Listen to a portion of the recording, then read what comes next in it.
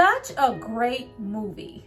It's too bad a lot of y'all didn't even go see it. You in the back? Yeah, in the back. Yeah, you didn't go see this movie.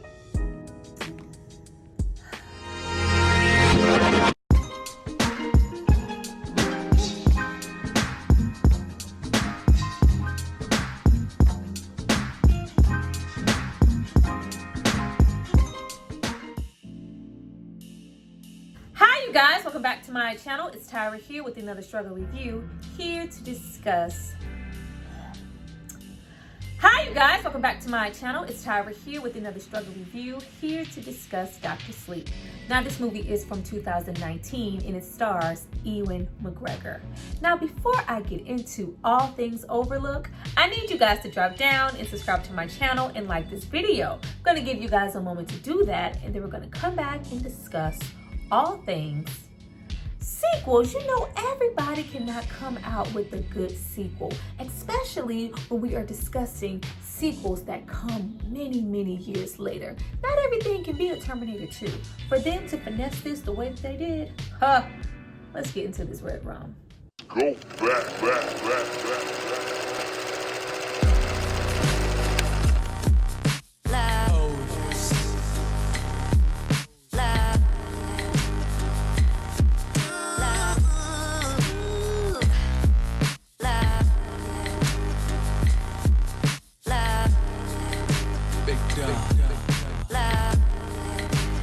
You guys have hopefully subscribed to see more of me. Let's get into this video. But before we jump into the movie, I have to give a shout out to the person who paid for and requested this movie. So if you happen to get your whole Danny life, it's not because of me, it's because of this person right here. Thank you so much for supporting me and paying for this content. You're appreciated. Now, getting into this movie was directed by the wonderful Mike Flanagan, aka in my eyes, Mr. Horror himself. Right now, he has a very fresh take on horror. He always has great characters, all this great development, visuals, rarely any jump scares in any of his movies. He shines and he simply builds. There is just so much depth to every little thing that he does. And we see that very much so in movies like Oculus, Hush, shows like Midnight Mass, The Hunting on Hill House, and this was his second Stephen King adaptation. Gerald's Game, old tall dude in the corner, looming, homegirl chained to the bed, slapped. Now, in my opinion, Dr. Sleep is an outstanding follow-up to The Shining. Even though Stephen King was very much so displeased with The Shining and its correlation with the book and all the changes that were made from Stanley Kubrick, but the film is one of the best horror films ever made. So iconic, so quotable. The Here's Johnny, Shelley Duvall's whole shaking ass demeanor the entire film, Jack's descent into madness, even the carpet pattern is iconic. Bottom line, this movie had a lot to live up to at a very late point in the game, and I think they did a really good job. From the callbacks to the performances, the visuals, the acting, the villain, paying homage to the original film, all while being its own separate thing. And to think this movie actually underperformed in comparison to It Chapter 2, the remake of Pet Sematary. Y'all showed up and showed out for those films. How could you?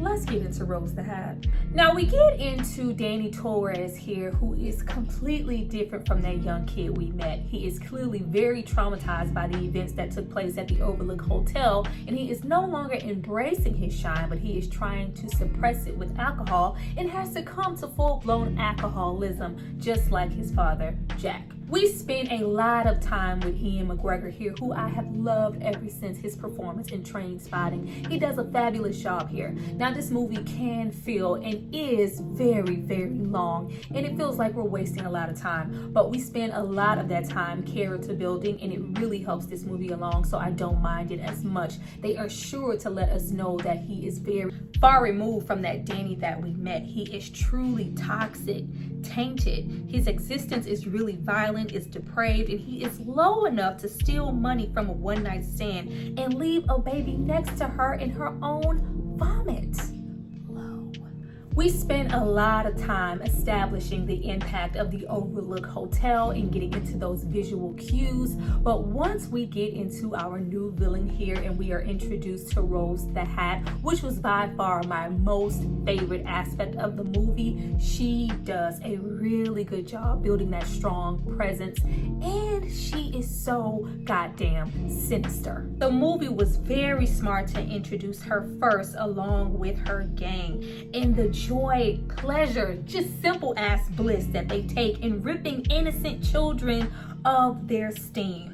They live longer, stronger, and are truly a force of darkness. Each member has their own individual power and have done this for years. They are loyal, they're wise, they're calculated, and most of all, they are fucking hungry.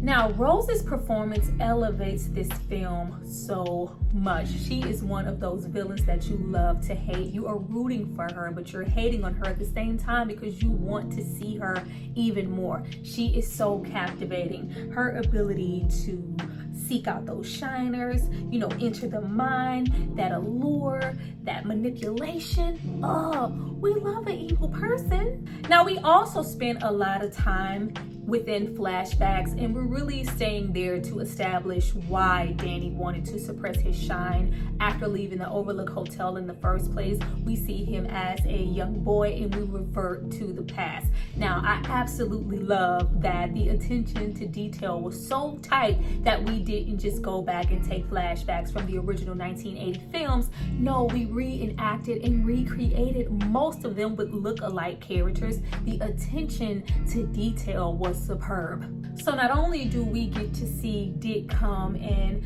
show him how to lock away those ghosts hunting him in a box, we also get to see just how troubled he was from a very young kid, because he never really shared his ability to shine with his mother, or just how troubled he was in general and what effect it had on him his entire life. But while we're getting into all of that good stuff there, I was more so distracted at how strongly everyone resembled each other, the attention to detail, the clothes, the ghost. It was just all so great. Now, what I did have a problem with was we kept seeing, that attachment to that one ghost, the lady in the tub, the old decrepit lady. I really wish we could have gotten into more of those ghosts haunting him and following him around, some more, and like as if we didn't have enough callback, but just some more of those iconic characters that we associate with the Overlook who hold a lot of that grim, dark energy. I would have loved to see them a little bit more instead of us repeatedly getting to see the old lady in a tub. It began to run its course. But I will let them have that because I was very much so here for Dick returning and being Danny's guide throughout his life. Like,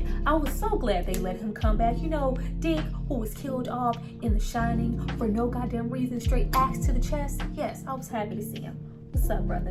Now, after spending a lot of time focusing on, suppressed childhood trauma and not really talking to your kid, mom wanted to get straight back into normalcy. Meanwhile, Danny's ass was still stuck at the Overlook Hotel. And also getting into rehabilitation, that struggle with alcoholism, all the sobriety, which is really where Stephen King wanted the focus to be. We get into the meat and potatoes of our story and get into Rose and Abra. Now, Abra here is portrayed by Kyliegh Curran. She is an amazing child actor. She had a lot of screen presence in this film, and she was holding her own next to everybody in this film. She is a preteen at this point with a very strong shine and reminds us a lot of young Danny from early on. She's smart, she's curious, and she's so happy to connect with someone who shines just like her. And throughout the film, we slowly watch a very reluctant Danny become a spiritual guide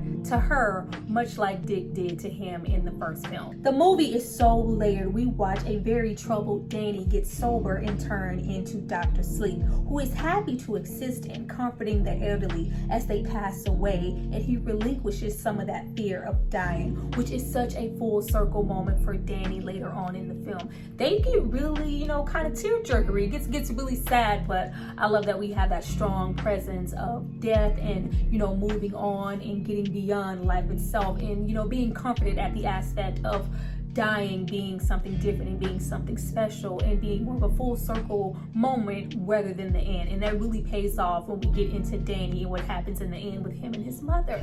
It was good, y'all. It was good. Now, when we get into Abra and her dreams and the baseball boy's death, and we get into how relentless and just nasty Rose and her gang can be, we love a horror movie that's not afraid to kill a kid.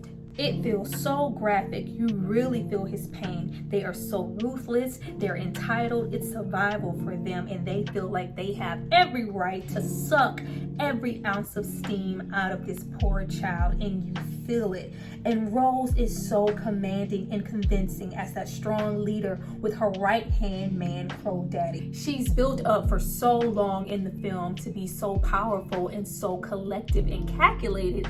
And that very instant and moment that she is in, and Abra appears as a threat, the movie gets so fucking good. Abra feeling every bit of Rose, her feeling her back, all the seeking, Abra wanting revenge and wanting assistance from Danny, who would rather lay low and disappear into himself. He sees his daily tasks as Dr. Sleep as far as he can go, but you also have Doc saying, it's your turn, you have to pay it forward, you have to be here for Abra just as I was there for you back then. Helping her, you will also help yourself. We see that very much so. Even though he is sober, he is still very fearful of his full power, of the shine, of the overlook, that battle to not take a drink every 5 minutes in the film. Do not champion her to hide her shine just as you did. Do you want Abra to end up like you did? Absolutely not. Help her and help yourself. The visuals that we get between Abra and Rose going back and forth between each other's subconsciousness. The whole situation in the grocery store when Rose realizes just how capable that Abra is and how strong she is. And we see that even though Rose is, sick, she's a villain, she's depraved, she's also human. She very much so sees her as a threat and wants to be the alpha of this group.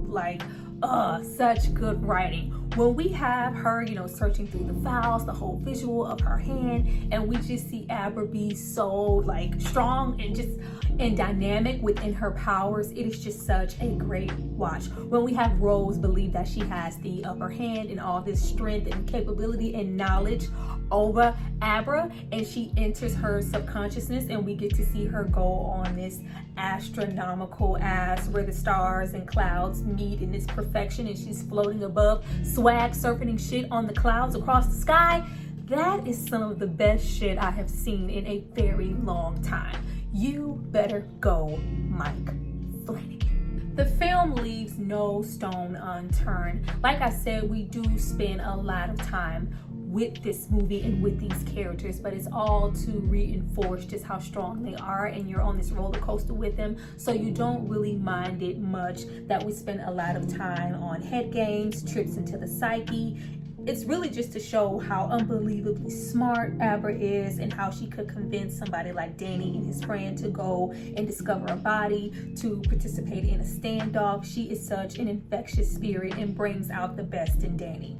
The deception and forethought that Abra has to always be 5 steps ahead of her, that whole trick of making the illusion that she was actually there waiting in the forest when she was actually home, and them opening fire on the whole gang and shit while Rose screams in agony. Absolutely perfect. Now, of course, at this portion of the movie, we do lose, a friend and a dad, but, hey, it's a horror movie. Somebody gotta die.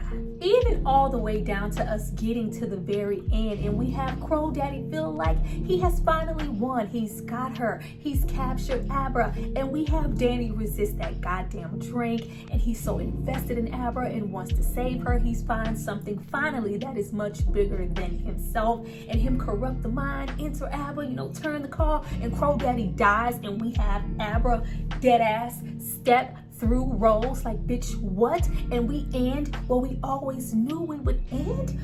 just because she decided to soak and suck up all the steam that she had saved the entire movie. With her gang being gone, she has nothing left. She is coming for Abra, and she is coming full speed. With nowhere else to go, where do we go? Where do we go? We go back to where it all started. Now, the ending of the film is straight up a love letter to The Shining, and it is straight callbacks and visual cues. The Overlook is abandoned. It is very much so haunted, especially when it comes to Danny, who has been fighting with his sobriety the entire movie. But now he's back with the same elements that killed his adulthood, his family, with Jack staring him in the face, "Take your medicine." The conversation and the dialogue there was so great. The temptation, the urgency to take that drink, we felt it so much. This is who we are. You can't fight it. You feel every bit of it just the same as when we watched Jack succumb to the pressures of the hotel and the hauntingness in the first film. You really get those great metaphors and that strong symbolism that Stephen King wanted to come across about temptation and addiction. The whole Overlook is a whole metaphor for just addiction in general, and you feel it on the back of your neck that he is going to give in and he is going to take that drink. Not only does that drink just make your mouth salivate, but you have baby Jack Nicholson tempting you in your face. You feel those haunting vibes, that same haunting vibe that you felt at the end of The Shining when they're zooming in on the picture and you see that Jack's character is now engraved at the Overlook, and he's a part of that same ghostly ass crowd. But he doesn't. He stays strong because he is so dedicated. He is beyond that drink, and he is here for Abra. There are so many great references at this point of the story that by the time Rose actually arrives, you are already spent. That strong connection that Abra has with Danny at this point, it is really fulfilling, and you want them to make it out. You want them to live. You want them to grow beyond this point. And we also get a really good standoff in the snow. Who doesn't want one of those great callbacks to that standout scene in the first film in the snow, and Danny just fighting for his little young ass life, running from his axe wielding father? It is all so great. And even when we have Rose realize, I'm not inside your mind, and their plan doesn't actually work, and she figures it out and attacks Danny, it is so good. She's so intrigued by him, all the steam, and where have you been? She's just so fucking hungry. I absolutely love it. Now, of course, it does seem to come really quick, especially with how long of a journey that we were on. But by the time we got to that point of the film, it's like, okay, do y'all want us to end it, or do you want it to go on for 3 hours? We don't got time for that. But even though it was rushed, it is quite fulfilling to get those same little callbacks to the whole going through the papers, the typewriter, the lunging at him with the axe on the stairs, and we have Danny like in the same position that his mother was in the first one. It is all really great. And even when we have Rose get her wig pushed back and all those ghosts come out and attack her hungry ass, like, I bet you're not hungry now. You are finally got. But I don't know why we didn't see it coming. Well, personally, I didn't. There are so many references to accepting death. Even when we have, the old tall man die, and all of his steam is released, and he's so reluctant, and what does it mean? What about my life? And even when we have Dr. Sleep getting all of the elderly people comfort to go on, we should have saw this coming a mile away. We have Danny die.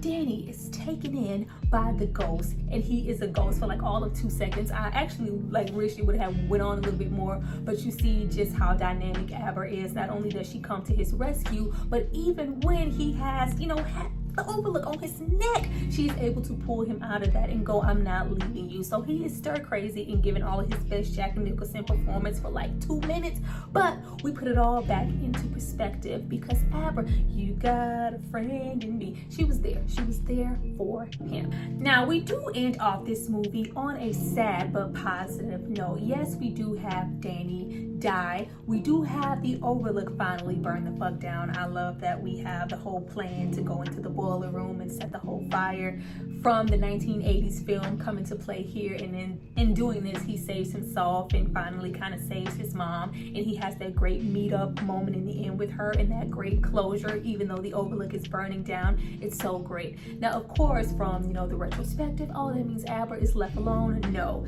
Danny is still there, and he still appears to her just like Dick did to him in the previous film, and even in this one it is really great. And we even have her have some growth and learn from Danny's mistakes and share with her mom, her gift and her shining, and it's embraced. And we look forward to Abra moving on in the future with her shine. This was a good film. If you have not seen it, what you doing with yourself?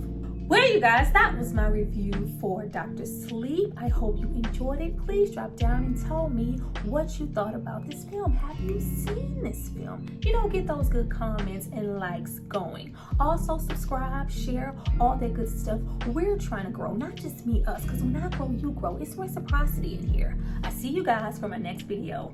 Bye.